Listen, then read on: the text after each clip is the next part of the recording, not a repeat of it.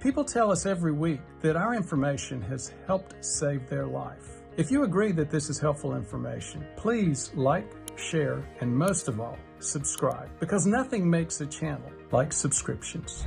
Harvey Ops, regarding the cold potato axis resistant starch, what would make the difference regarding insulin impact, or would that make a difference? You bring up a great point, Harvey. When you start actually looking at those, yes, there is some reality to resistant starches.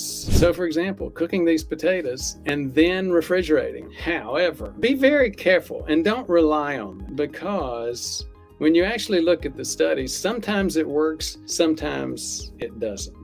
So hopefully Penn was doing some resistant starch potatoes, but again, I'm skeptical of depending on resistant starches. If you look at the evidence, I think you'll share my skepticism. None of your business. How do you feel about the 5-to-1 rule, where you divide the carbs by the fiber, and if it has 5 or less, is that good?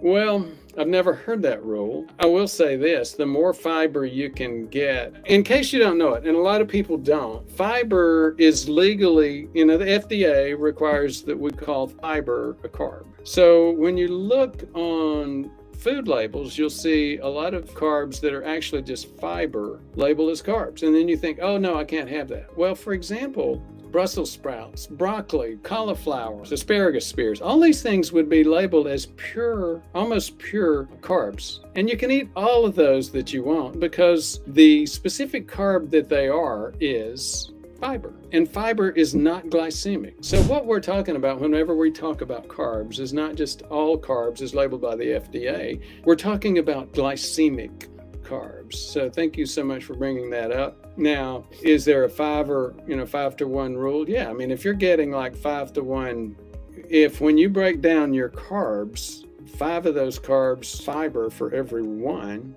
that's not a bad deal. That's clearly going to be healthier than the pure glycemic carbs. And what are the options for someone who cannot take statins and cannot afford Repatha? Well, even if you can take statins, even if you can afford Repatha, the number one option is, as usual, taking diet.